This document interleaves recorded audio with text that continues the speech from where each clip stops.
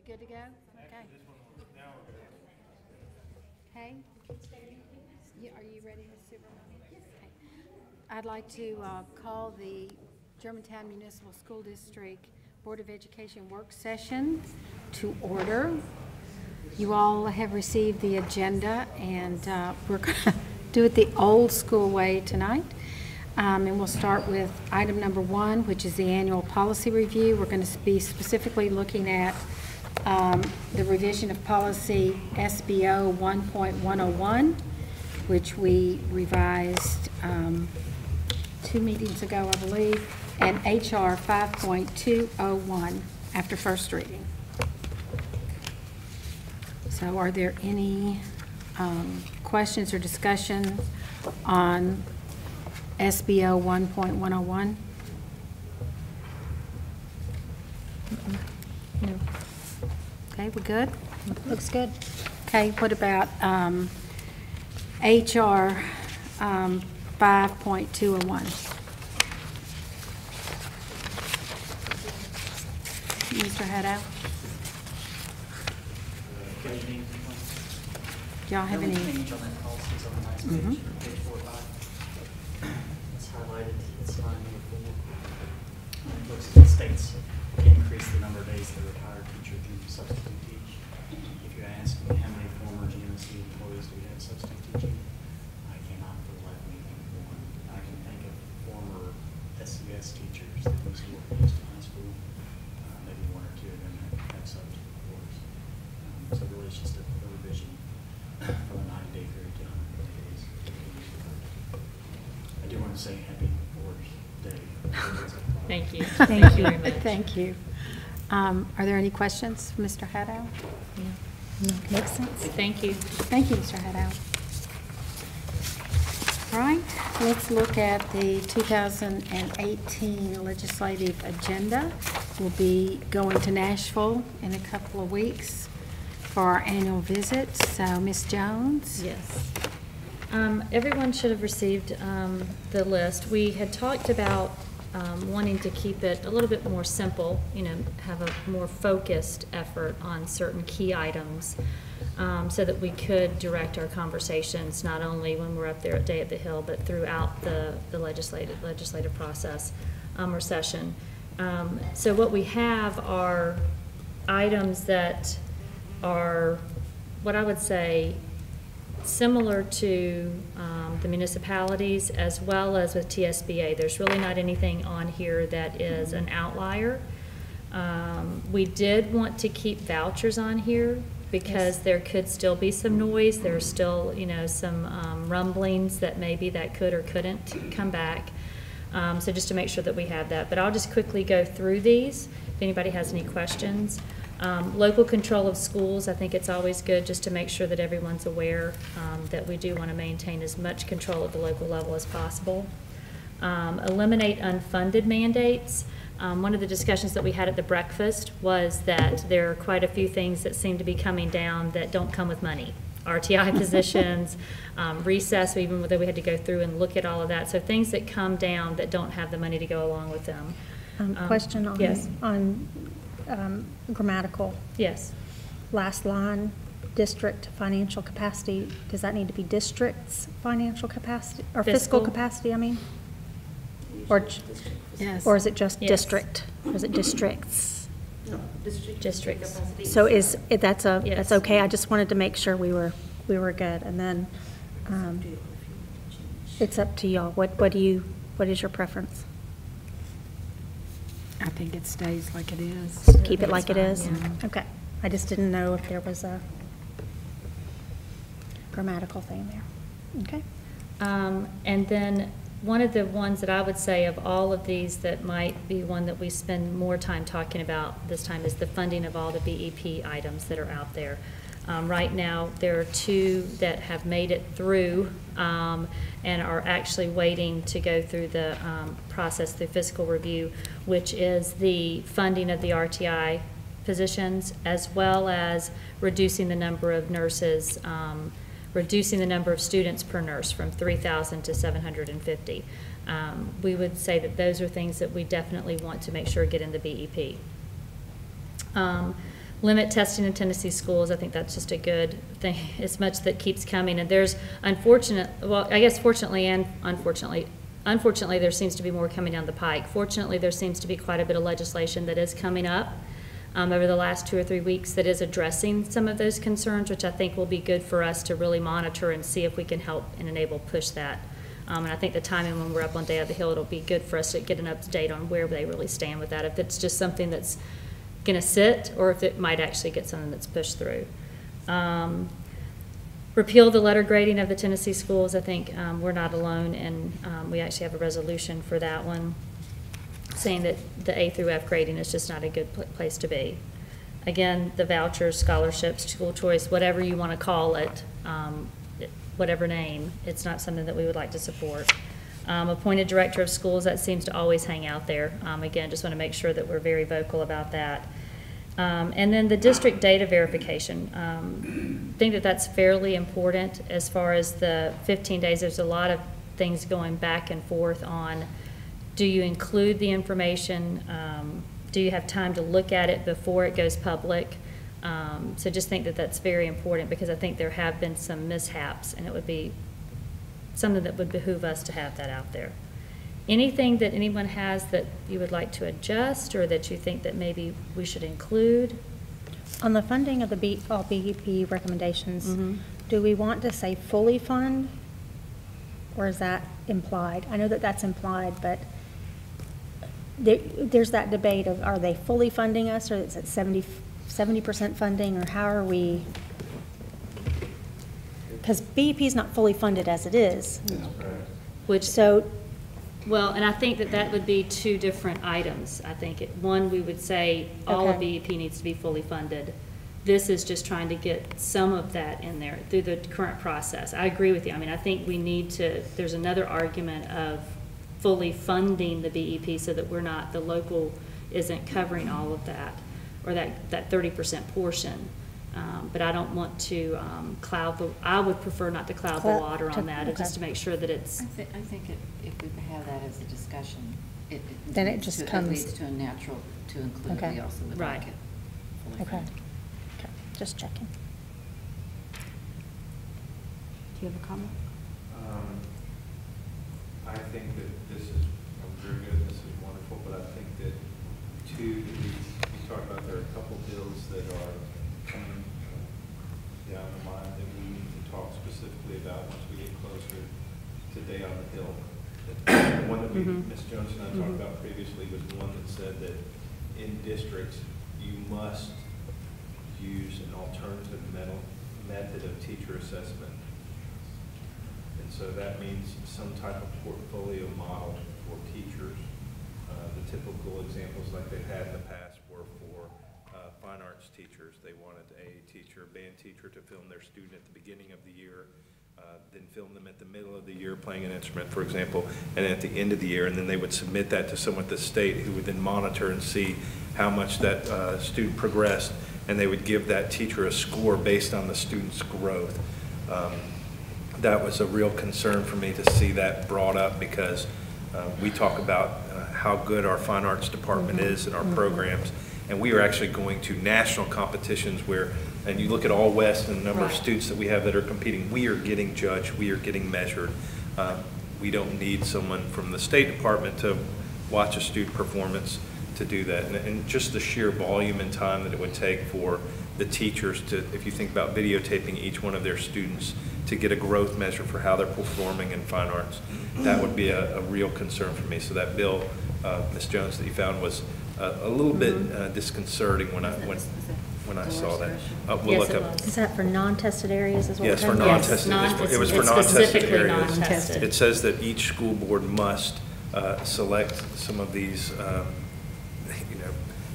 growth measures, portfolio measures. So just know that would be a concern. So I think besides this, that there may be some specific bills that as we get ready to go up to Day on the Hill, that we're ready to discuss the impact they would have on the district. Well, thank you. And Ms. Jones and I had discussed, we will be, after the discussion that the 3 of us I know have had, we will be developing talking points. That would be great. So instead of trying to cover all of this, or even as much as we did last year, we'll be singling out 2, maximum 3 things to really focus in on. One of them will be the funds, the BEP recommendations and Yes. priorities. That will be one that Mr. Manuel just mentioned. It was SB 0250, House Bill 0067, by Smith, Dunn, Brooks. Looks like Mark White has jumped onto that one. Well, we may need to talk to Mr. White. And what was the House bill number? 0067.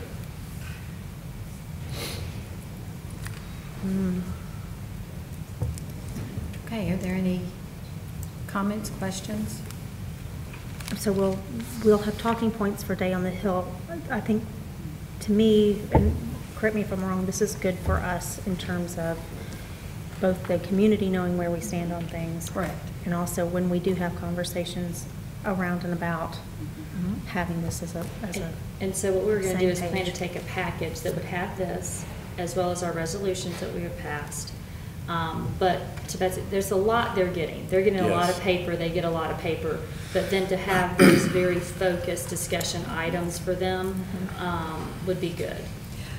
One thing I might suggest Yes. is on the items where we have a corresponding resolution, if we could put a parenthetical, Yes. a Yep, note yep, I think afterwards that's a great that we idea. do have a resolution, because that really defines our positions. And that actually leads us, if it's okay, to Yes. move into. The next discussion. Yes, because one of the things that I had talked to Mrs. Landers about was, we currently have 2 resolutions, well, we have 3. One for vouchers that we had passed last year, and then we passed 2 other ones, one for the vetting committee. the vetting committee, and then the other for the repeal of the letter grading. Right. But as we started talking about the items that would be a focus for us, which are the 2 funded the 2 funding items for BEP, should we strengthen that stance with resolutions for those? And so what I did was I took the liberty to go ahead and just drafting something for you to consider. One is it's double-sided, we're being green. Thank you, Mrs. Subramani. Jason. Thank you for that. And I don't know what side y'all have up, but the first one that I'm looking at is the response to intervention, to instruction and intervention. And one thing that Mrs. Subramani has already pointed out, we need to put the 2018 at the bottom. Yes. But basically, it's urging the General Assembly to amend the BEP formula to include the funding for these positions. Nothing complicated, just very straightforward about what we're trying to do. I think it could solidify our positions and our stances when we walk in there, if we do have resolutions for them. And then the one on the other page is for the 750, moving the nurse student pupil ratio to 1 nurse for 750 students. And again, as simple as saying we would like to amend the BEP formula for that. Okay, comments, questions? I'm reading through it.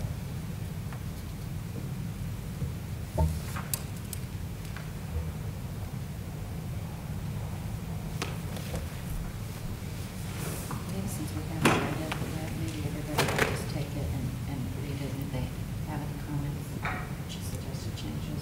Well, we have to, unfortunately, from a timing perspective, we do need to, if we would like to take them to Nashville with us We for have to Day on the approve them Hill, tonight. would be to approve them.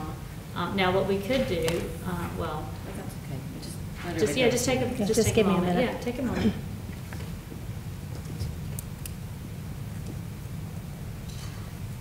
We would have done this a week ago, 2 weeks ago, had it not decided to snow. That's right, and when we've had the time to. Mhm.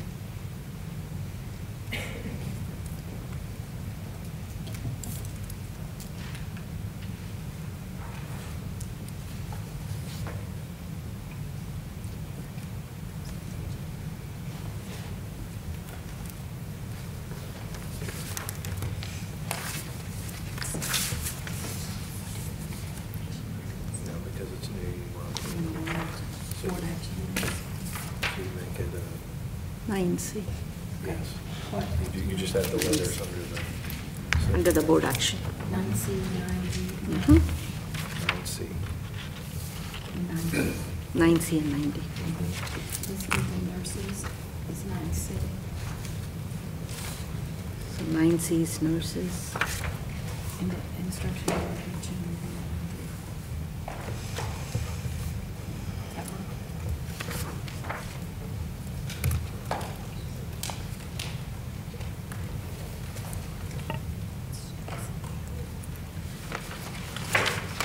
Did you?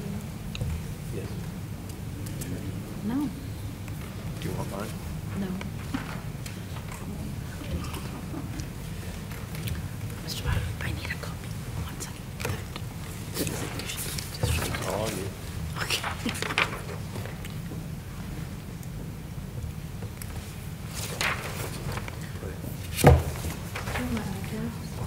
Ms. Jones? Yes, ma'am. I have a question. The other two resolutions had numbers, like the year, 2017, like number for the resolution. Yes, I did So- not, yeah, I didn't have that format. Okay, Yeah, so yes, since ma'am. it's new, we can name one as 2018 and Yes, two ma'am. of Right. Yes, ma'am. 2018. Mhm. Okay. And I think you had a really nice logo on the other ones too, I think, to make Yes. them We'll, really nice. we'll make them, Yeah, we'll make them exactly. look Make like them- nice. We'll put them. Aesthetically pleasing. Ms. Fisher? No, did you put these on the consent agenda for tonight, or just on the Um, agenda? We're going to Maybe put them board on the action. under board action since they're brand new. Mm-hmm. But is there any, are there any questions, comments? On the now be it therefore resolved under the nurses one, it says it ends with, while continuing to strengthen the state's initiative to bring teacher salaries in line with national average levels. Is there a reason that's on one and not both?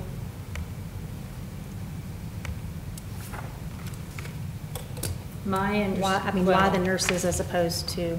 Mine was because, my thought, when I did read that, was that it was because you're actually putting,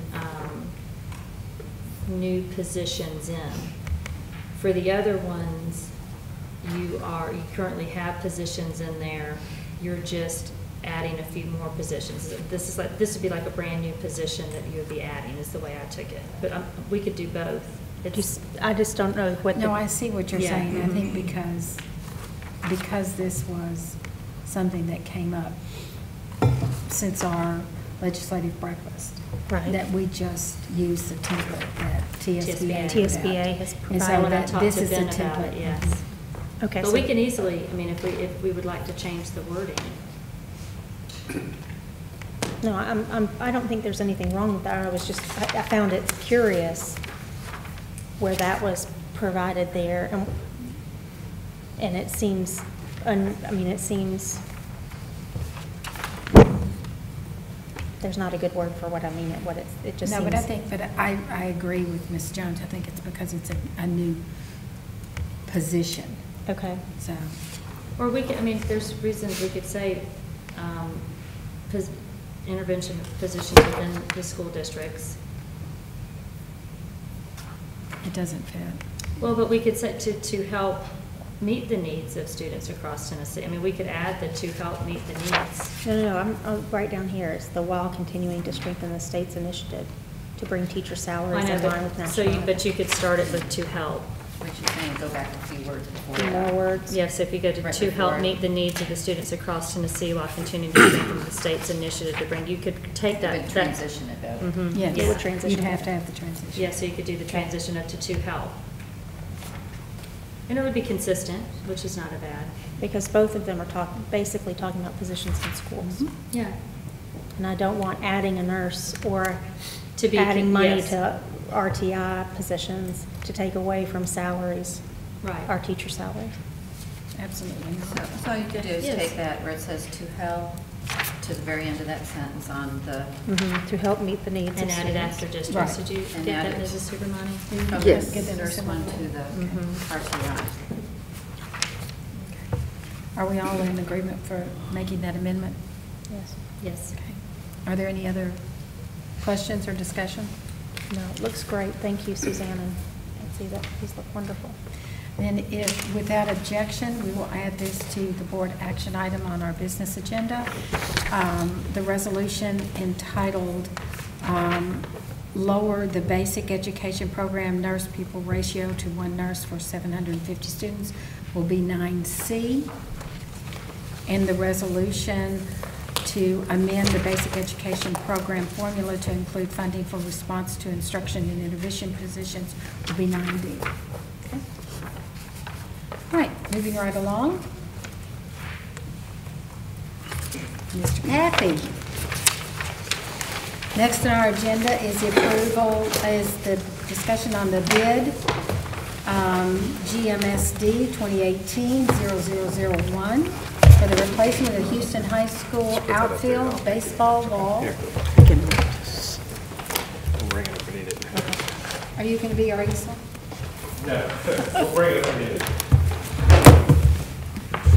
Okay, good evening. Good evening. Just to give a little background on this, this was outfield baseball fencing that was damaged this summer during storm where we had high winds. And we have we did an application with FEMA. They're giving us just under $5,000 for this. We also filed a property insurance claim.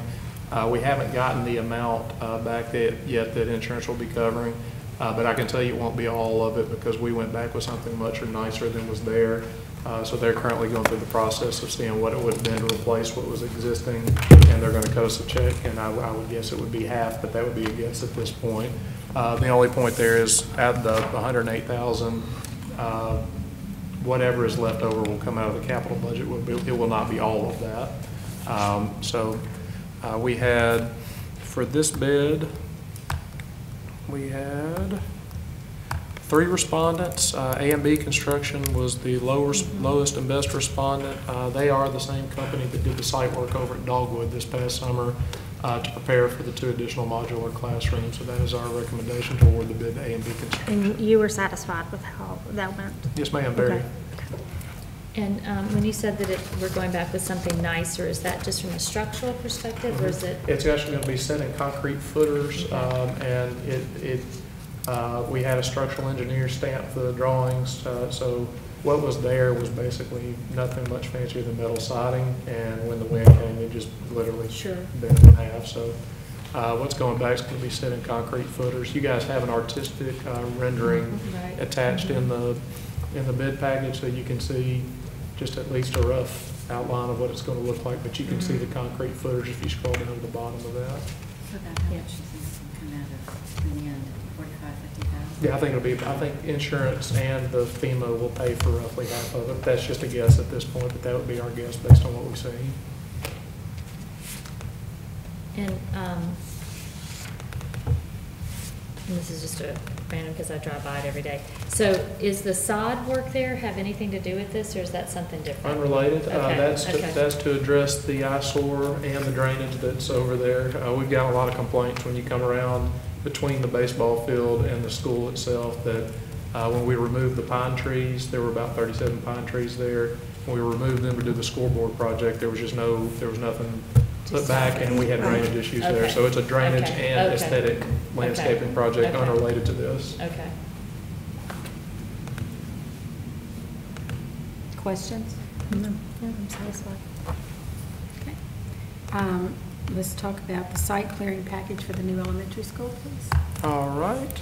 And David, where's David? David Smith, you can come on up. I invited David in case you had any civil engineering questions. It's always good to see Mr. Good to see Smith. you. But that was the big, if you guys want to see the drawings, you're more than welcome. It's that big packet over there. But what David and A2H did, we went through the site for the elementary school and the new administrative offices, identified every tree that needed to be removed, right down to the species. I think it's 275, am I in the ballpark there, more or less. So this bid package is really just 2 main things: clearing the trees, removing the trees from the site, and draining the lake that is currently there, because when the Forest Hill widening project takes place, that's literally going to come into the lake, so the lake has got to be relocated. And we're doing this bid package separate from the overall building construction package to keep us out of timeline and just go ahead and get started. So that way, when we do award to a general contractor, trees will be cleared and they'll be able to come in and immediately start dirt work and doing what they need to be doing. So we had 7 respondents to this bid. Delgado Corporation was the lowest and best respondent, and that is who we are recommending for award. I'd be happy to answer any questions. Have we used them David will. before? We have never used them before. Mr. Law has worked with them in the private industry in the Okay, past. okay. So he's familiar with their work, and if you want to go, they have a website, references. They have worked with big companies, Okay. but we had never worked with them before. I was just curious, since you had worked with A&B before. Have they Yes. done it? We have never worked with Delgado before. Any other questions? Y'all are making this way easy How today. do they determine the trees? They actually brought in a tree expert Oh, really? to look at the size of the tree, the numbers, the quantity. One of our goals for this site was to keep all the trees, the big, nice trees that have a good diameter on them. There were a lot of trees that, not garbage trees, no trees are garbage tree, but the reality is this property had been cleared before, and so these are ones that just grown up too close to each other. A lot of those trees were in stands that wouldn't survive as they got bigger. And to answer your question, we're not removing any trees that we don't have to remove. The ones that we're removing are necessary to put the building up. The big ones, especially the nice big 300-plus-year-old oak you see right when we're protecting it up to the drip line, we're protecting everything that we can. We're just removing what's Where the school is necessary. How many trees did you say? 275 roughly. And so this is just the clearing, this is not the grading and the prepping of No the grading, land. no Okay. prepping. Okay. Ripping out trees, draining lake, that's really the biggest 2 things in this bid package. But that will really save a lot of time. Yeah, that's the goal. We're trying to get out in front of timeline, and right now, we're still going through finalizing all of the details that need to be finalized for the building, going through state fire marshal review. Tree clearing and draining the lake, I don't want to say it's not a big bid package, but that's not a complicated bid package, so it's a good way for us to get out, stay out in front of timeline. I don't want to ask another question about the Go ahead. trees, 'cause I'm Ask not- all the questions you like. Because Go for it. That's my big concern, but do we have to replace those 275 trees? No. We do not. You were worried about that.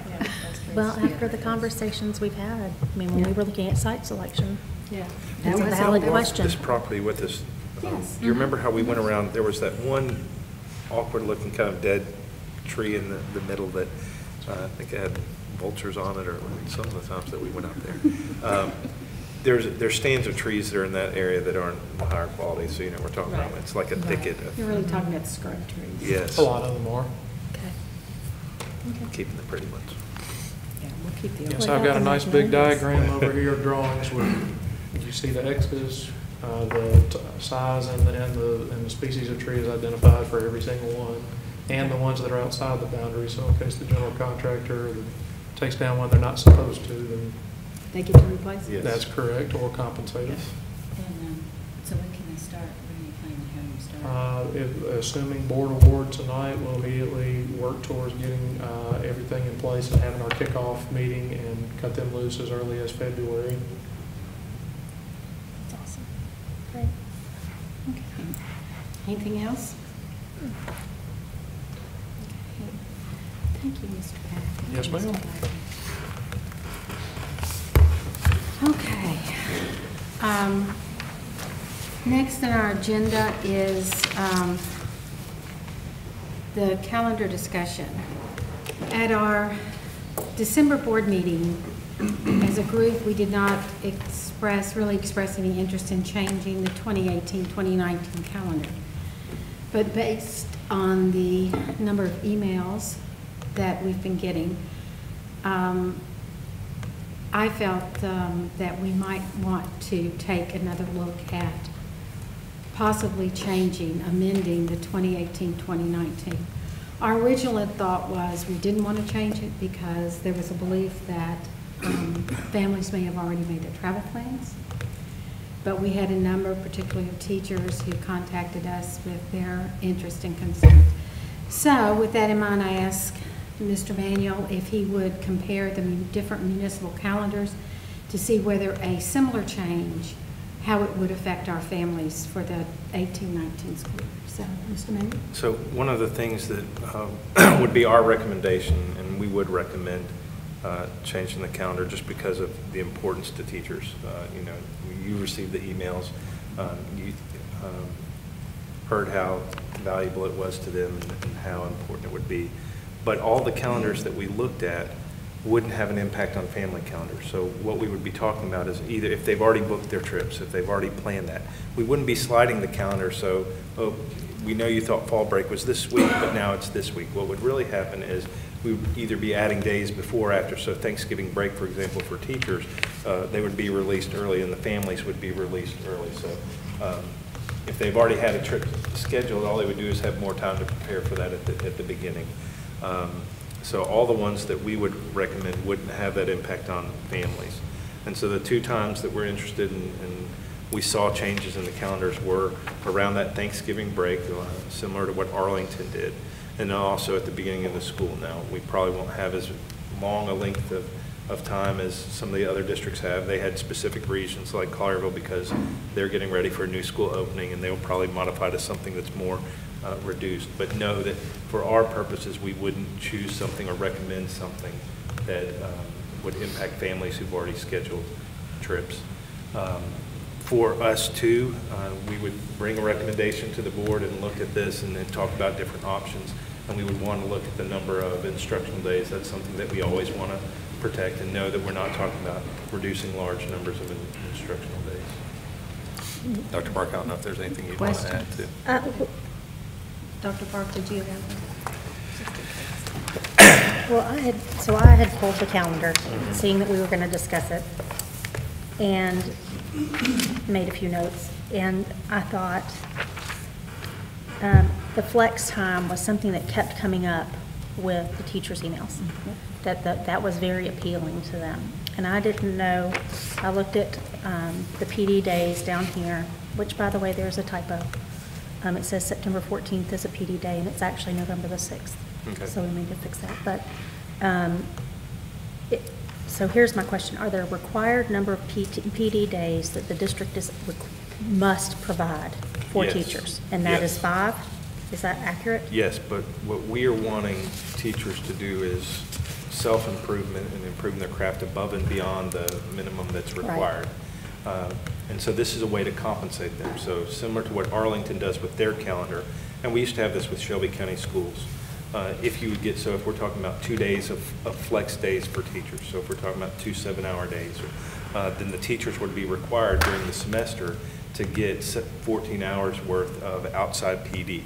They can choose PD, or the schools can work towards PD that helps them accomplish that. So I know that in Arlington, for example, they're really getting the administration involved to really align with the strategic goals of the district and also the schools. And so what they'll do is they'll say one faculty meeting is not focused on administrative business. They're having a 3-hour faculty meeting that we're focusing on a specific topic.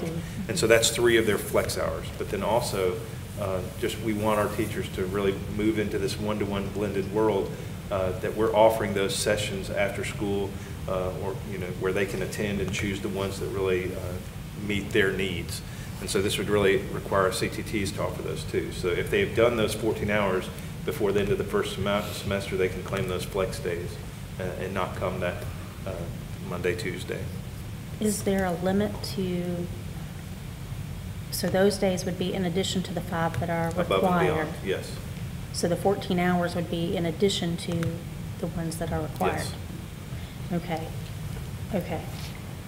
I had looked at potentially, if we wanted to try flex days out and didn't want to alter the calendar too much, looking at the half days after exams as potential time for flex days.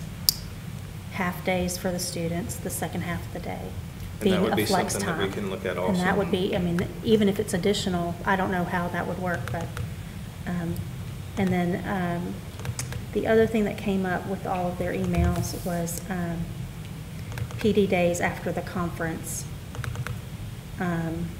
February 15th. That's one of your required PD days. but some teachers were interested in having that be a conference day as opposed to having conferences after school. What was the So- thought process? This would be something that we would look at. I can tell you the difference between Carterville and Arlington. Yes. Arlington felt like it was good for the teachers, but not necessarily the parents. Mhm. So if I'm scheduling conferences during the school day, you're asking parents to take off Take work time to off come, work, right. come do that. So that's why Arlington kept the evening ones, Carterville kept the one, has ones during the day. It's just a difference of Right. philosophy. I know I've What- heard from some of the teachers too, that they're used to having parent conferences in the evening, but they're used to having the next day as Without PD day. students. And they're at school till 8 or 9, and then they're having to be back for a full day. And Mhm. I think some of them said they would like to see that be a PD day. So I think we're getting ahead of the Yes, we are. conversation. Well, no, The I'm real just- goal, let the me- real I'm goal just- for us to discuss this was, Is do at we- the last conversation with the board, y'all said y'all weren't interested because we'd already published. And so what we're asking is that still the way you feel, that we would be glad to come back with a recommendation based on calendars to say, here are some options for us that don't have a real huge impact on families based on what's already been published? One question I have, and then I have one comment Sure. to that, is, one, I'm trying to follow the conversation about the 2 days at Thanksgiving. Yes.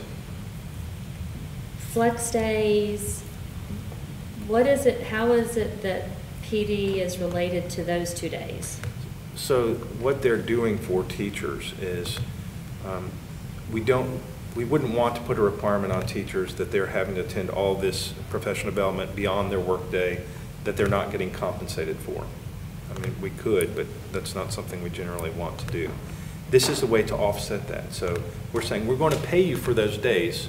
All this work that you're doing where you're attending this training, or they're having a special meeting, for the administration at school, a special faculty meeting, special PLC dot, all that work that you're doing, we're going to give you credit for that, and the way we're going to give you credit for it or pay you for it is by giving you a flex day. So you don't have to report to work on the Monday and Tuesday before But you have to Thanksgiving. meet, so if you don't meet those, then you have to come to work? You would have to, Yes. or you could doc. And come to PD that's provided at that time. So the district office will be Yes, manning and the those school on level Monday and also. Tuesday. Because we've had this historically where they had to do 12 hours of outside PD. But when that they would were be shutting on down that week of schools. Thanksgiving? Yes, ma'am. I think that getting feedback and looking at a calendar is very beneficial. But what I would say is, as a district, for us to get more in the habit of being proactive versus reactive. And I see from now until the end of school a lot that we have to accomplish, from rezoning to looking at our budget, to talking about capacity issues, to looking at busing. I mean, there's a foreign language curriculum. I mean, there's a lot that we have on our plate. And I know that we have heard from teachers, and I'm not discounting that, but I do know that there's a lot of people we haven't heard from. And so my question would be, these changes, we had this conversation back in December, November. I think you and I had talked about it and said, well, no, we don't know that that's really the way we need to go. And so what I'm trying to get I think we should listen to feedback, but what I hesitate is us making a decision that we then maybe next year like, ooh, maybe we should have, we didn't really think about this, or maybe we should have, we had more time, or we discover something along this path when we're taking your team's time, which is very overwhelming. I mean, I just look at all the work that y'all have going on. Is this something that we as a district, from a prioritization perspective, and I'm not saying it's not important, I'm just saying in the whole list of things that we have to accomplish, is this something that we should take on as a district? Or say it's going to be first thing we start in August at looking at it, that we're going to really do a deep dive? Because I really do believe that there are just as many people interested in foreign language curriculum, and when we're going to hear about that and what changes could come about that. The rezoning could, that we've now stretched that out to May. I'm just going to throw that out. I just think that we have a lot on our plate, and reactive versus proactive, I think, is the way that from a district and board perspective would be a way to move. I was just going to say, I think you make some good points, but I also, if this does not have a negative impact on our families, and it's something that we could do to support our teachers, to offer this for our teachers, then I think it's something we need to ask the superintendent and the staff to look at how we could alter the calendar with as little impact as possible, but that would be able to satisfy the flex time and the professional development needs that our teachers have. I understand, I always would rather be proactive, but this is one of those things that I think because the other municipal, for the various reasons did it, it brought it to light, and I don't think that's a bad thing. No, I just wish we would have been back in November, December. I mean, I just, again, if the district can handle this and we can, I mean, I just see there's a lot on our plate, and I'd like to make sure that from a communication perspective, because I understand it's for teachers, but we also, from a family, I'm assuming this would be a committee work. Putting a That's committee one of the together. things that we I debated. think this would be I don't know if- minor. This is I don't think minor. these are Okay, so minor this is not a changes. big deal? As Okay. opposed to, like, next year when they're creating an entire new calendar for the So following this is year. not supplementing that next year's work. This is a minor tweak? This is a And then we'll tweak to- relook at it next year in It would be my detail? recommendation, based on the amount of work that we do have on the table for us, that this not be the full-fledged calendar. Okay, committee. so, okay, That I was we- not that thinking, okay. It would be my recommendation that you let the administrative staff just compare Minor the calendars tweaks. and say, here are some differences. Okay, Here's our okay. existing calendar. Here would be some changes that we would make based upon the feedback that we've heard. And then we can put some type of survey or feedback option out there based on those, but not. Okay, we so, don't- but I don't but know then that- we do um, back. I don't Okay, even know okay. that- I was thinking it was a full. Ms. Fisher? Forgive, go ahead. I was going to say, you know, in the past, it's been difficult. I don't know if you realize, or the public realize, you have to get a waiver Yes. from the state to change those days. And so all of a sudden, it seemed that these waivers were coming easier, and some of these other districts had applied for them. So it wasn't, you know, all of a sudden we saw this. It wasn't standard operating It's not procedure. standard. And so all of a sudden, we see the opportunity to possibly make PD more available, fit into their schedule for the teachers. And if it's a minor tweak, I'm fine with that, as long as it's not major adjustment to the appearance calendars. But I also want to add, we always have a lot every year to discuss. This is no different than any other year. Every year we have the same things, Well, same things on the schedule. zoning's a little- So it's I keep not- thinking we're gonna it's hit not- cruise yeah. control at some point. It's not, every year we have the same amount of things to discuss on time. So I don't think that this is going to be. And we have not submitted the calendar to the state, as you. That's correct. We submit every Well, year. Submitted in April. The difference is we planned for 2 years instead of 1. Mm-hmm. And I think it was bold to try to do that at the time. I think what we've learned from that is maybe we don't need to do that in the future, and that we now need to just plan Year to year. a school calendar for the following year. That way we can make the adjustments and it not be, oh my goodness, well, we've already published. So I do think we've learned from that experience. I also would say, I don't know that we even need to go so far as a survey. I'm great with I that. think you and your staff, you make a recommendation to us, and as long as it's a minor tweaks, like what we were talking about, whether it's Thanksgiving or exam days or combination of that, or hint, hint. Just, I would say, we trust that what your decision, you're choosing is in the best interest of what we need to move forward for next year. Very good. So, do we have a consensus? Yes. We will ask the superintendent and staff to bring us recommendations on tweaks to In the February. 2018, 2019, to the February 20th meeting. We will do it. Sound good? Okay, thank you. Awesome. Okay, our last item on the agenda is a new addition to our work session. It's further business. The chair felt like it would be a great opportunity if there was something that a board member wanted to bring to the attention of everyone that is related to the work that we're doing, particularly if it was something we wanted to consider in the future, that it was, we could alert the staff and give the staff the opportunity to get anything that we need to support our decisions. So is there any further business? I have one thing that I just wanted to bring up is, and just to kind of talk about as a board, is vision. And it kind of, and it's not vision, well, I guess it is kind of vision in the total, but also more related to facilities. But when we redid our superintendent's evaluation, we took vision kind of out of that as a responsibility. In our board, we have the responsibility for vision. We also have the ability, from a board perspective, to create a special committee. I would like for us to think about putting together a committee that, and I think you can have up to 2 members of the board on it, to look at, primarily starting with our facilities, what do we see as wanting or needing from a facilities perspective based on our vision for excellence throughout, to support that.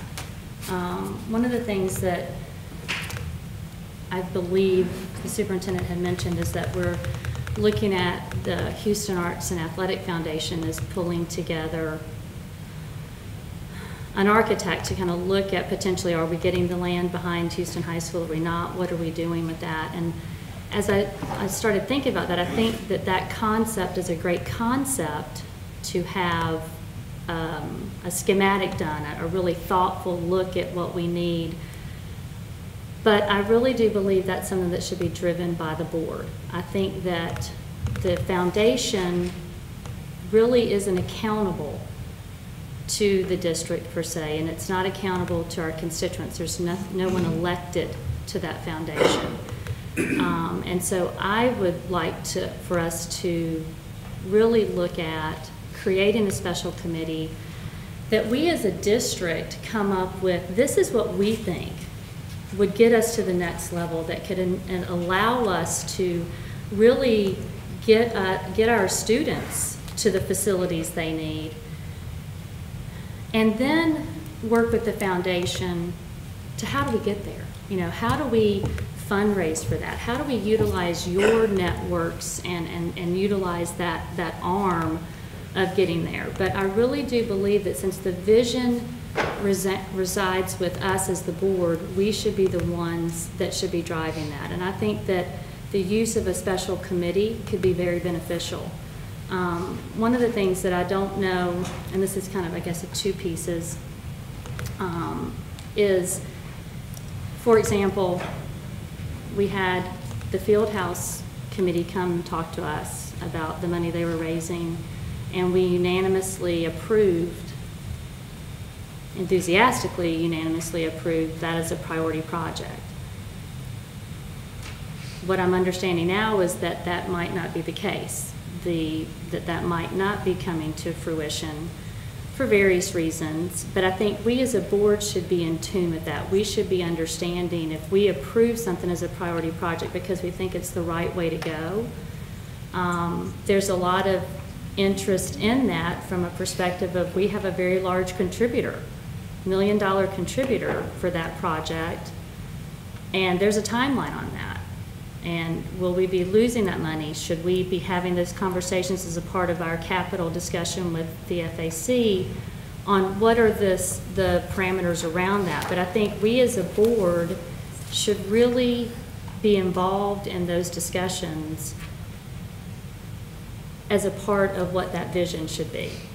Just to put that out there. No, I understand. We will be taking a look at our strategic plan, and this is definitely conversations we will need to have when we start looking at our strategic plan. But I think this is separate than the strategic plan, in my opinion. I mean, I think when you have the strategic plan, it's a very high level This, I think, when you're getting into the vision of how do you implement that, because really from the strategic plan, and maybe your intent is to drill down on that when we get into it, but what my concern would be is how far down the path are we going to go before we can get to that conversation? Well, I think I've got a lot to clarify because there was Yeah, they're some, two there was distinct some misinformation that you have also. Okay. First is, I would like to say, you have a superintendent, you have a facilities department, you have an administrative team that serve that function of looking at how you use facilities, what goals we have for those facilities. The board's vision is the strategic plan. How do we achieve those goals? The board also has the 5-year facility plan to talk about the priorities that you set for these building projects, these things that you want to do. So that's We the don't- board's. But We don't had- and approve that plan. No, because and we don't approve that plan. And I would say in the conversation back in November when we talked about that plan, I brought this up in that plan was more of a maintenance plan. That we had one line item for a field house and maybe a gym and an auditorium, but there was really no vision as it relates to what would that whole high school look Right. like. So just want to clarify a few things in the role of the foundation. So first of all, the foundation is a fundraising body for projects.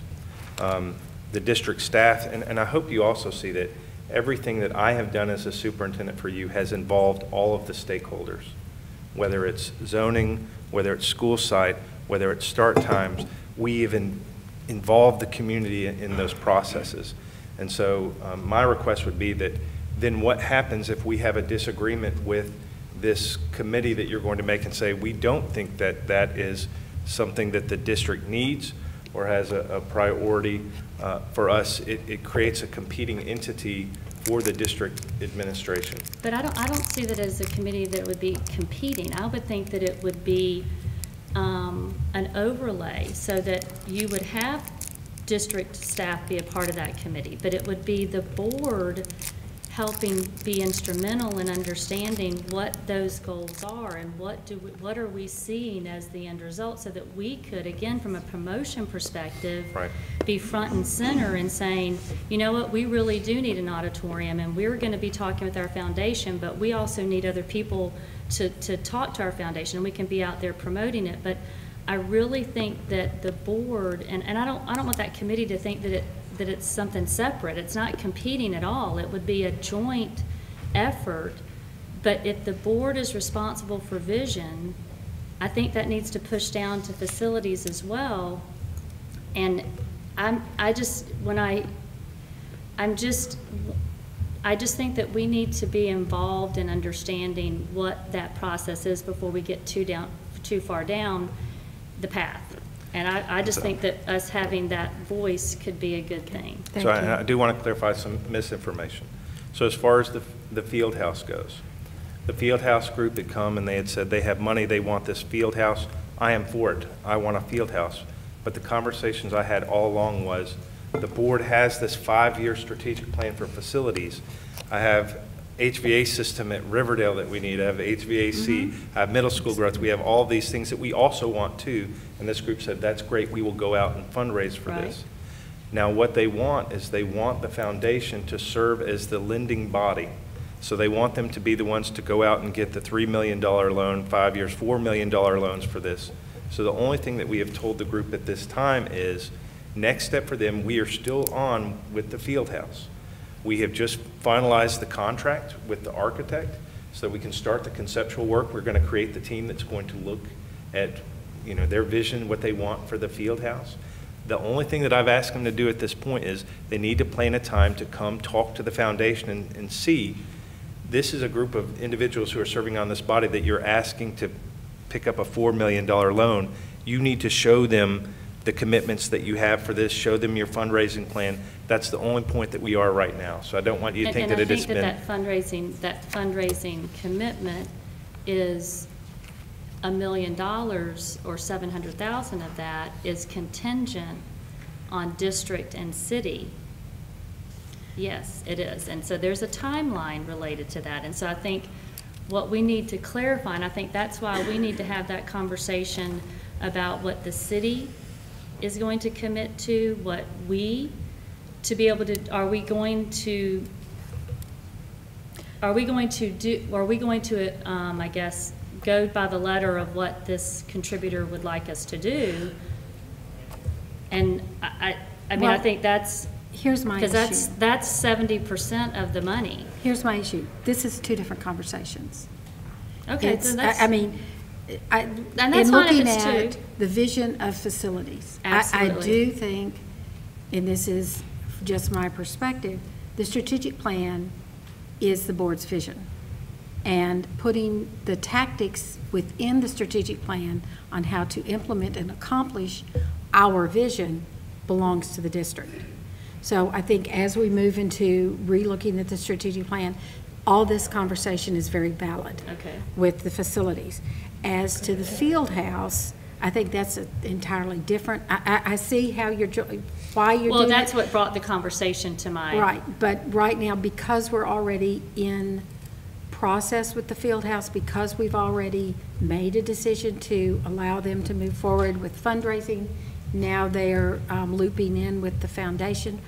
I think that's a separate kind of conversation. Ms. Fisher, you had a comment? I just had a question. If that foundation takes that loan on and people default, who's responsible for that money? They would have to, they would have to structure it in That's right. the Mhm. commitments, and I think they could structure it, where it is on the lender. So you have a promissory note from the people who are committing those funds to the foundation. The challenge is that,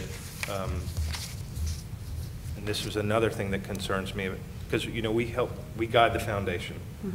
But another thing that concerns me is when you look at projects that are completed at other schools, private schools, usually there is some portion of funding that has to be received, not pledged, before they break ground on it. So I can tell you for most parochial schools, they're looking at 70 to 80% of cash in hand before you're breaking ground. The challenge for us is if this group was to go out and get a $4 million loan, and based on the square footage, it could easily be that expensive a building, then you would be asking the foundation not only to, and this is something they just need to work out the cash flow issues, get the money that they have for that first year for that first down payment, but then they'll also have the next money to pay for the debt service, because you're going to have to start paying that first year, you're going to have to start paying monthly debt payments. So that's all issues that they just have to work out with the foundation. But I think the bigger question for us as a board, personally, is are we aware that there are contingencies related to the $1 million? And I think if we want to schedule this in our next work session to have this in-depth conversation. I think that would be great. Okay. Because that should be before the FAC meeting, right? Would that be, because my bigger concern is if there is going to be money left on the table with a deadline of June 30, and I'm not aware of that. Yes, well, then, yeah. Well, You're not aware of the June 30 deadline? then we will look at putting this on our next agenda. I would, because I think that could be very time sensitive. With that, we're going to adjourn the work session, and we'll take a 3-minute break so we don't keep everyone in the audience waiting, so we can begin.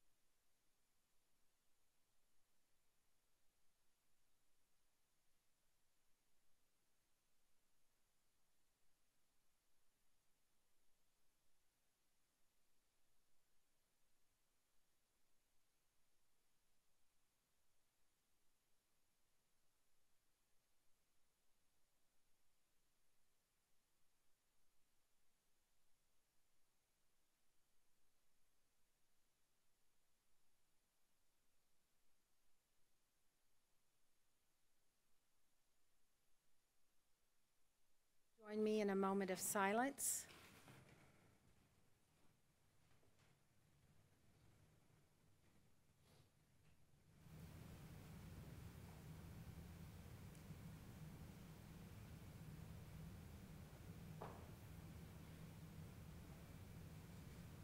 Thank you. If you would please stand, I will ask Ms. Oak if she will lead us in the Pledge of Allegiance tonight.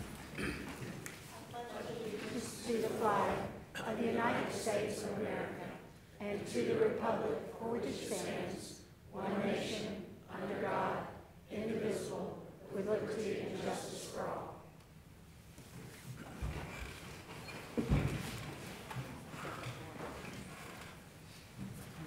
First item on our agenda is the approval of the agenda. We have had 2 changes. We have added under, excuse me just a minute. I'm on the wrong. On board action items, we have added a 9C, which is consideration on a resolution. Resolution for nurse positions, and 9D, which is the consideration of a resolution dealing with 2017-18 for RTI. Does the chair hear a motion? So moved. The motion has been made to approve. Is there a second? Second. The motion has been made and seconded to approve the agenda as amended. Discussion? Hearing no discussion, Ms. Subramani, will you call the roll? Ms. Jones? Yes. Ms. Fisher? Yes. Ms. Ove? Yes. Chairman Landers? Yes. Thank you. Thank you. The agenda has been approved. Next, we will have recognitions and awards. Mr. Manuel? We got the. Mm-hmm.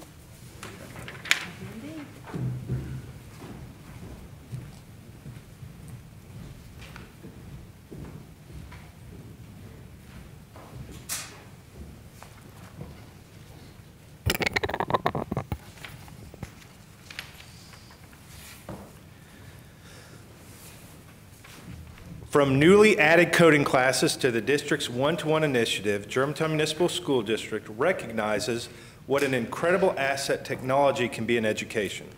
This asset can be equally incredible in pursuit of fun. Tonight, we recognize 3 Houston High students and their teacher who were recently recognized for winning a congressional contest. Tyler Scarmastro, Henry Abrams, and Mason Roca designed and coded a game dubbed Jump and have won the Congressional App Challenge for the West Tennessee region. Members of Congress organized this annual competition within their district, and students must create an original application for the opportunity to be recognized and awarded prizes. These 3 students received a visit from State Representative David Kustoff last month. Jump is reminiscent of an array of addicting apps and involves a player having to make their square icon jump onto randomly generated ledges under the time constraint of rising lava. There are 150 levels in classic video game interface, all further the boys' creative design and are magnificently executed. They are joined also this evening by their teacher, Leslie Brommer, who's no stranger to getting awards from us because of the work she's doing. But she guided these students through the process and encouraged them to enter the contest. We are grateful to have wonderful teachers like Ms. Brommer in our schools. If we could have the recipients please come up, we'd like to give them their certificates and recognize them. Tyler Scarmastro, Henry Abrams, we're gonna have everybody at once, Mason Roca, and Ms. Brommer. There's Tyler, Henry, Mason, there's Henry, and then Ms. Brommer. Thank you. And of course, we've got to get a picture, so I guess the best is to come in front of this table.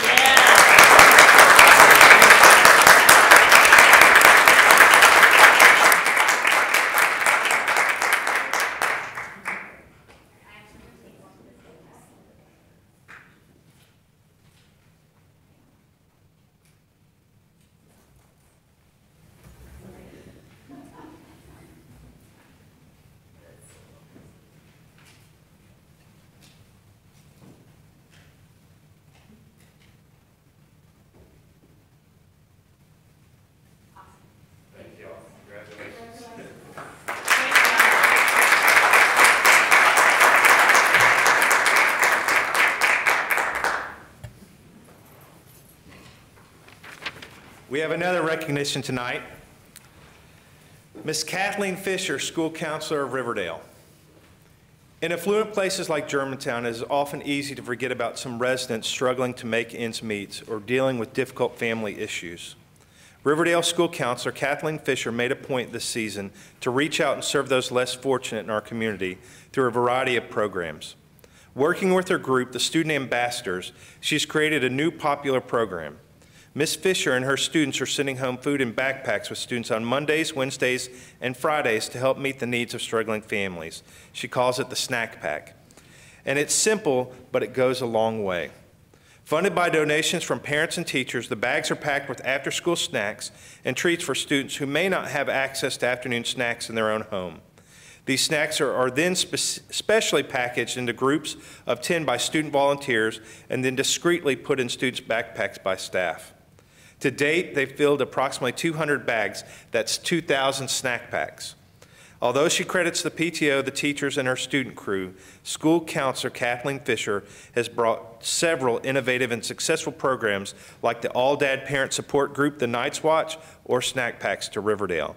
So we just wanted to thank her for everything she has done at Riverdale School. Thank you, Ms. Fisher.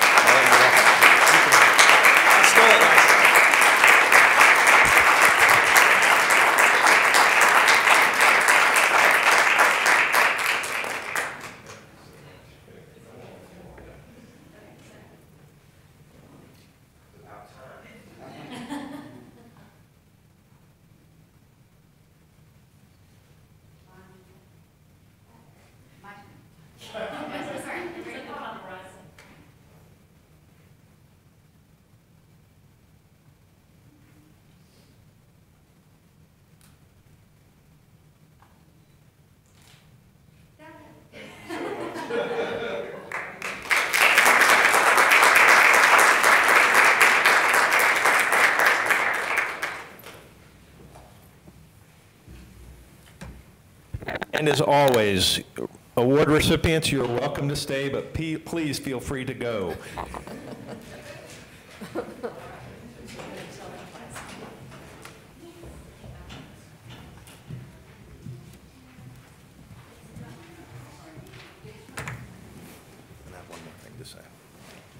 That is always a very special part of our evenings, and it's fun to particularly recognize our students and say thank you to our very hardworking and dedicated teachers.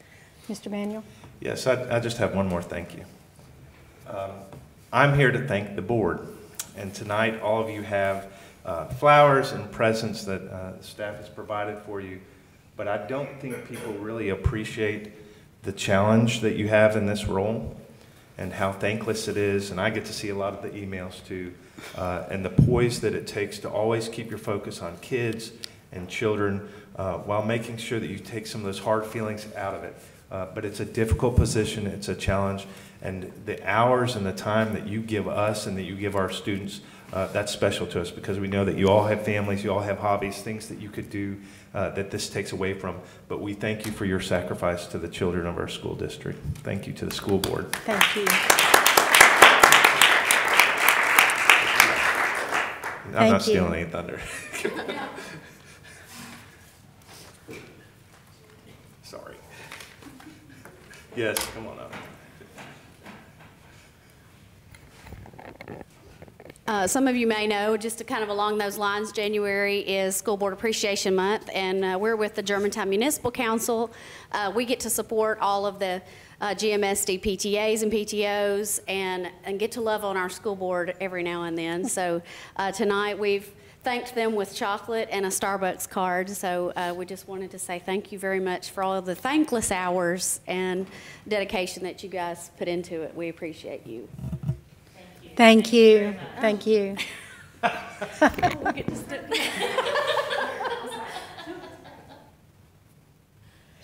That's good. And let me say, this is a great team to work with, but it is a team effort. And it's not just the board, it's the administration, it's the staff, it's every teacher. And probably most importantly, it's our families and our students. So we couldn't do it without all of your support. So thank you for that on behalf of the board. And thank you for celebrating this. This is fun. So thank you. All right, on to our next item of business, and that's the reports. The TLN update. I'll ask Ms. Jones, please. Yes. We attended a legislative breakfast on January 5th. Gosh, it seems like it was just yesterday. Arlington hosted. We were able to speak with Senator Mark Norris, Senator Brian Kelsey, Representative Ron Lawler, and Representative Jim Coley. We spoke to them regarding several issues, but really focused on the lack of local control and the lack of the full funding of the BEP and the items out there that we could have a focus on. They actually requested that we get more evidentiary information. They believed that if we were able to give them hours of testing, things of that nature. So I'll be working with the superintendent and district staff along with the other municipalities over the session to see what we can gather to help give them more information. We do not, having said that, we don't anticipate that the 111th session will be as strenuous as it was in last year due to all of the re-elections that are going on, all the elections, people running campaigns. It's going to be a little bit lighter, which I can already tell. Last year I was swimming in bills, and this year it seems to be a lot lighter. Our board will be attending TSBA Day on the Hill on February 12th and 13th. We will have a full day of meetings with different legislators, again, really focusing on the key items, mainly the funding of BEP items, as well as testing. The Department of Education has reconvened its task force of TN Ready. They did add Representative Mark White as a member, and they met for the first time in December, and they had their second meeting on Friday, January 19th. I will actually be attending their third meeting in Nashville on February the 26th. It will be interesting. I have spoken to the people who organize that, and it'll be interesting to see it in action. They evidently break into small groups and really to kind of hear that dialogue. The Tennessee Board of Education next meetings are today and tomorrow. I'm working with the superintendent to there were 2 new board members that were added here in the Memphis area, and we will be getting with them, hopefully with our entire board over the next month or 2 to just understand their process and the impact they have on policies. And lastly, it's been a busy January already. There was a gubernatorial forum on education. Unfortunately, there were 2 candidates, May Beavers and Diane Black, who were not able to attend. But there was a consistent theme of discussion that teacher pay should increase and that more money should be spent on education. There was really no in-depth discussion as to how that would happen. I know it's shocking. But I think what we can do is watch that as we go, because I do believe education will be a strong topic in this gubernatorial race. So, there I am. Thank you, Ms. Jones. Next is Chairman's report. I began my tenure as chair by sitting down and meeting with the superintendent, so I can better understand the responsibilities of the executive committee and the responsibilities I have at the district office on a weekly basis.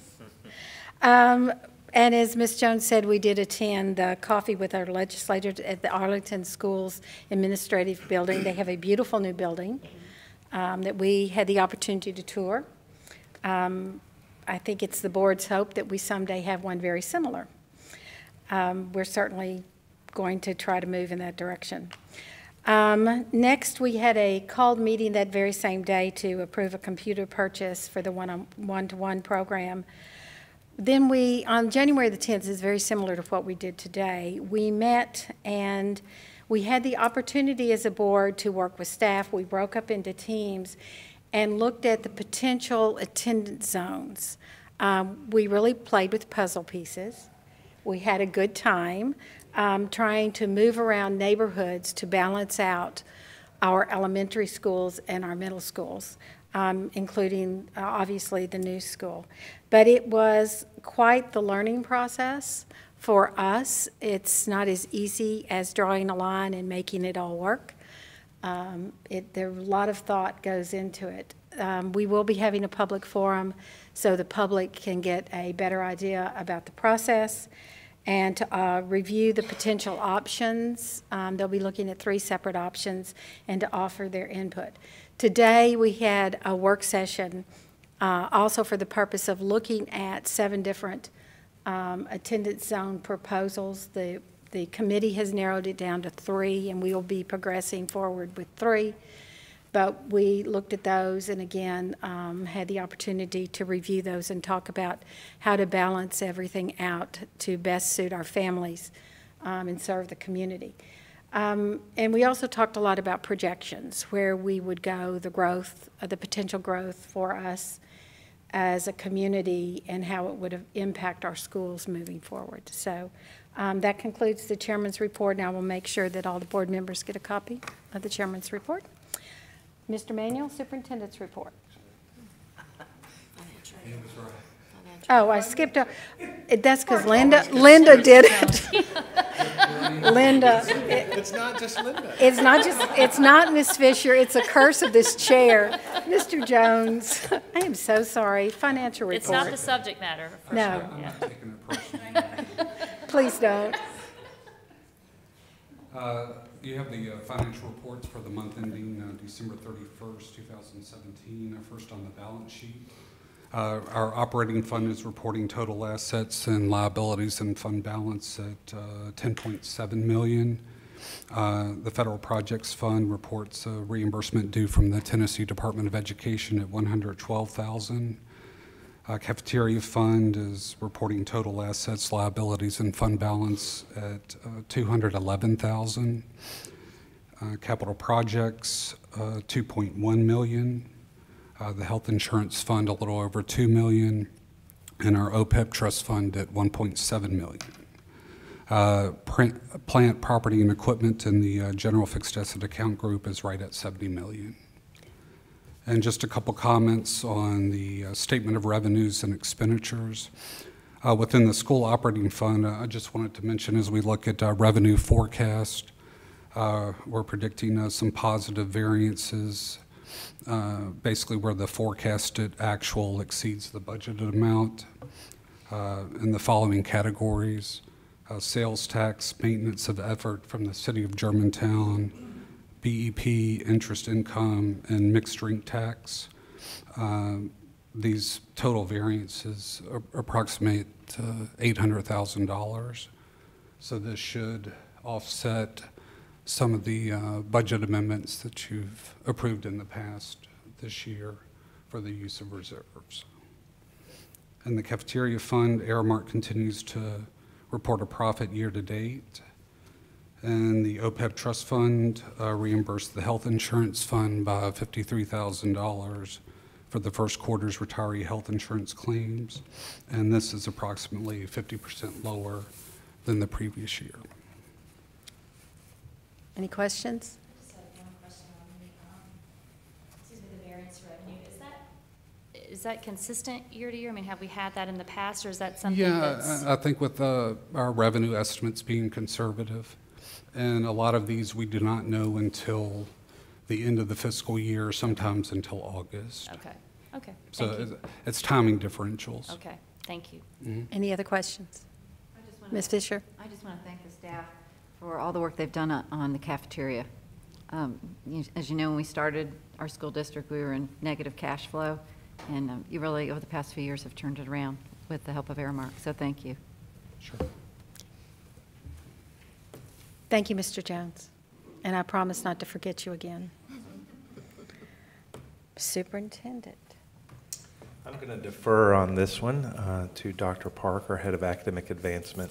One of our objectives is to always focus on student learning. I think we spend a lot of time talking about finances and capital and those things, but I think the end goal for us is that students are learning and that they're achieving in our district. And so Dr. Parker is going to share with you an update on one of our strategic goals on literacy, which is maximizing student potential, is the title of the goal. So Dr. Parker, with that, I'll hand it over to you.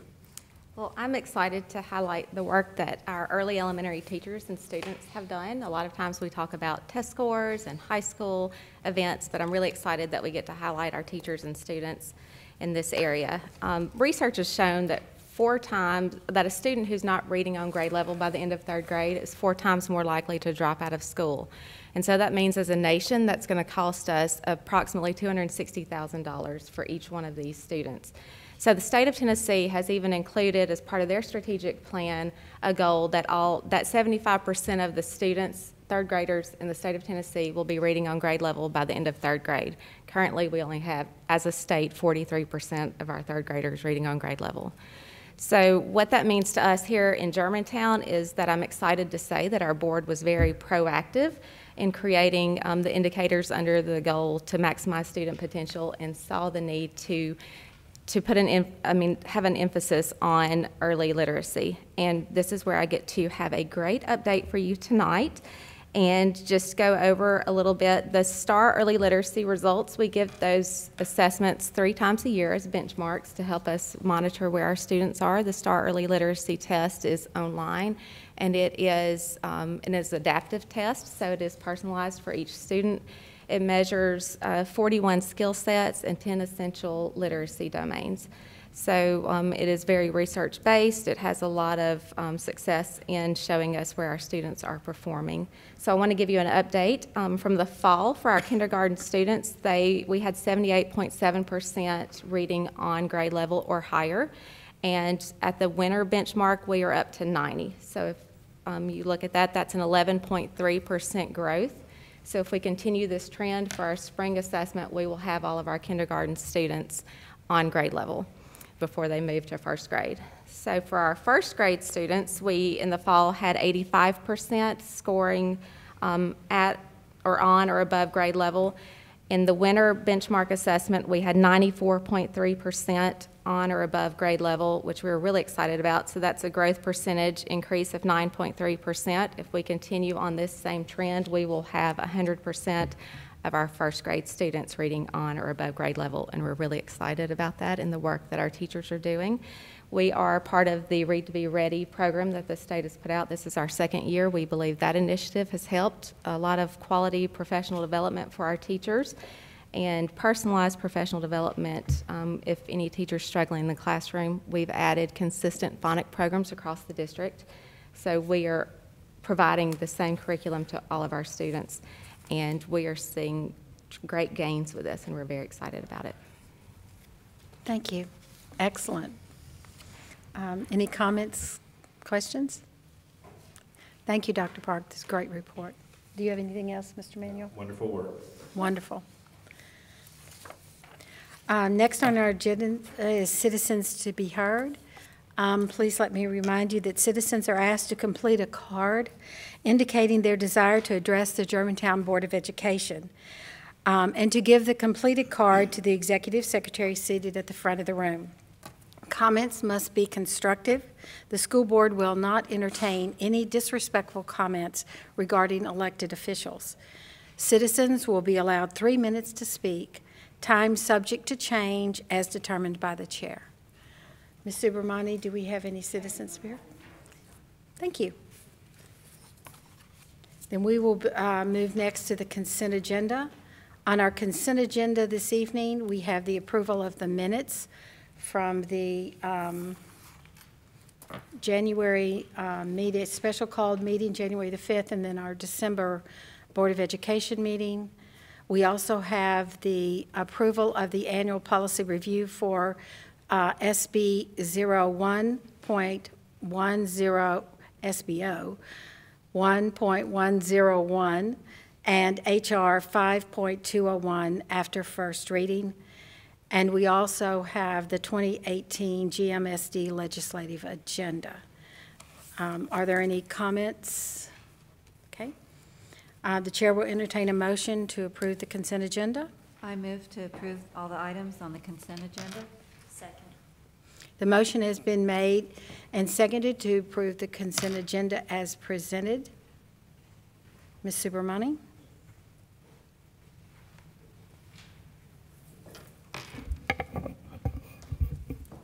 Ms. Fisher?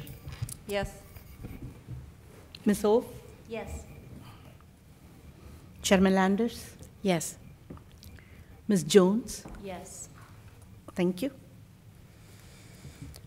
Board action items. Our first item for consideration this evening is 9A, the approval of the bid number GMSD 2018-0001 for the replacement of the Houston High School outfield baseball wall.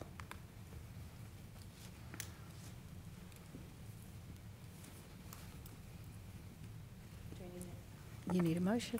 I move to approve the awarding of the bid GMSD 2018-0001 for the replacement of the Houston High School outfield baseball wall in the amount of $108,948 to A&B Construction Company Incorporated. Second.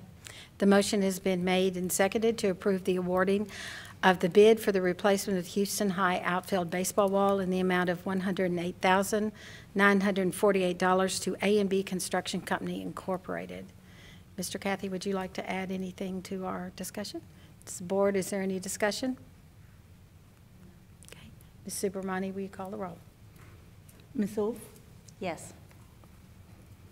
Chairman Landers? Yes. Ms. Jones? Yes. Ms. Fisher? Yes. Thank you.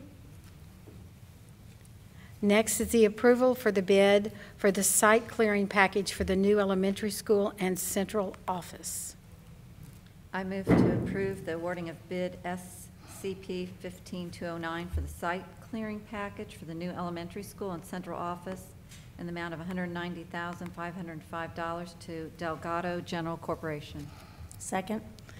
The motion has been made and seconded to approve the awarding of the bid for the site clearing package for the new elementary school and central office in the amount of $190,505 to Delgado General Corporation.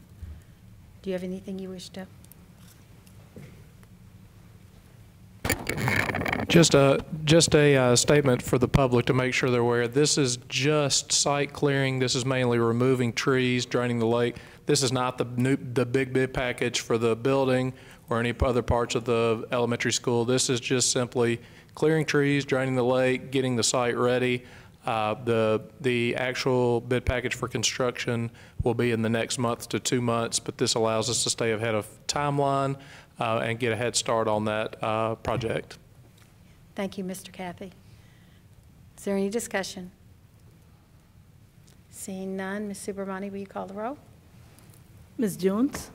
Yes. Ms. Fisher? Yes. Ms. Wolf? Yes. Chairman Landers? Yes. Thank you. Next on our agenda, are the two items that were added this evening. It is the resolution 6/2017-2018 for nurses' positions. The chair would entertain a motion. I move to approve the Germantown Board of Education Resolution 6/2017-2018 to lower the basic education program nurse pupil ratio to 1 nurse for 750 students. Second. The motion has been made and seconded to approve the GBOE Resolution 6/2017-2018 to lower the basic education program nurse pupil ratio to 1 nurse for 750 students. Ms. Jones, would you like to speak to this resolution? Yes. As I discussed in the legislative report, one of the things that was brought up at our breakfast is the increase in our funding, the BEP calculation. And there are 2 items that are rollovers from last year we have resolutions on, and we feel like bringing a resolution for these items will bring some substance to our discussions when we go up for Day on the Hill, and just to alert our legislators that we're very committed and would really appreciate them pushing hard on getting these items funded. We are, I'm sure that Mr. Emanuel could attest to this, we're further on these 2 than we have been on a lot of the different funding items, and I think we're very excited about the potential for these. Madam Chair, is there a way that this could be read for the public to hear it?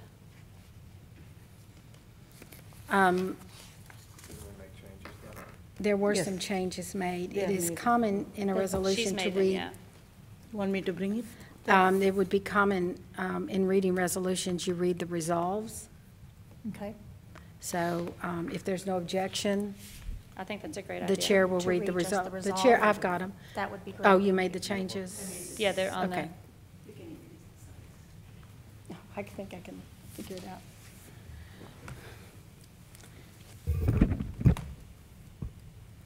Of course, I can't move a computer. What am I doing there? And there's your icons on the right, plus and minus. No, I need to move it up. There. I can't get it moved up. Click on that and slide it. Oh, Yeah, Gee, you this is switch from old. PC to Mac. sorry. My little, now it just totally disappeared. Okay. No, I've got it. We changed it. but the new ones that. I don't think this one was, It's new I don't in think the- this one was Thank changed you, for the that nursing helps. The one. hard copy is what I needed, thank you. Okay. The resolution for the basic education program formula to include funding for the response to instruction and intervention position. We're doing nurses. We're doing the nurses. Nurses, flip it, nurses. Now therefore be it resolved that the Germantown Board of Education hereby urges the General Assembly to lower the basic education program nurse pupil ratio to 1 nurse for every 750 students to help meet the needs of students across Tennessee while continuing to strengthen the state's initiative to bring teachers' salaries in line with national average.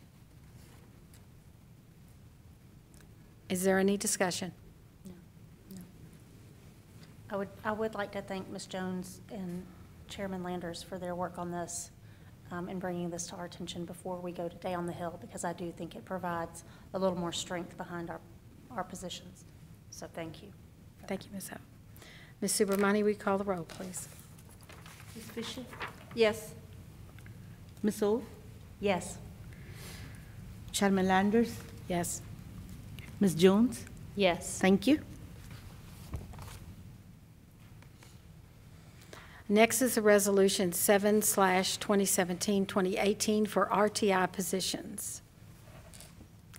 The chair will entertain a motion. I move to approve the GBOE Resolution 7/2017-18 to amend the basic education program formula to include funding for response to instruction and intervention positions. Second. The motion has been made and seconded to approve the resolution to amend the basic education program formula to include funding for response to instruction and intervention positions. If there's no objection, the chair will read only the resolved portion of the resolution. No objection. Now therefore let it be resolved that the Germantown Board of Education urges the General Assembly to amend the BEP formula to include funding for the response to instruction and intervention positions within school districts to help meet the needs of students across Tennessee while continuing to strengthen the state's initiative to bring teacher salaries in line with national averages. Is there any discussion? Sing. Could we just real quick on the RTI to resolution? I think we need to be clear that we're not asking them to create. We're asking them to fund what we're providing already. That's right. And we're not asking them to put more laws into place to add more things to RTI. So what we're asking for is for them to pay what they've already told us to do. Right. So Fully funding. I want funding their to mandate. fund what they're mandating. I just wanted to make sure that is clear from our statement. And when we're voting for this, we're not asking for anything but give us the money for what you're requiring us to do, please. Thank you, Ms. O. Any further discussion? No. Seeing none, Ms. Subramani, will you call the roll? Ms. Ove? Yes. Chairman Landers? Yes. Ms. Jones? Yes. Ms. Fisher? Yes. Thank you. Amazingly, that brings us to announcements. Just 4 quick announcements. There will be a public meeting on the GMSD attendance zones on Thursday, February the 1st at 6:30 in the auditorium at Houston High School. On Wednesday, February the 7th is Community Tour Day at GMSD schools. The board will, as Ms. Jones said earlier, be attending the Tennessee School Boards Association Annual Legislative Day on the Hill in Nashville on February the 12th and 13th. Our next board meeting is scheduled for Tuesday, February the 20th, here in City Hall at 6:30. If there's no further business to come before the body, then the meeting stands adjourned at 7:10. Thank you all very much for attending. Thank you. Okay, that was on record.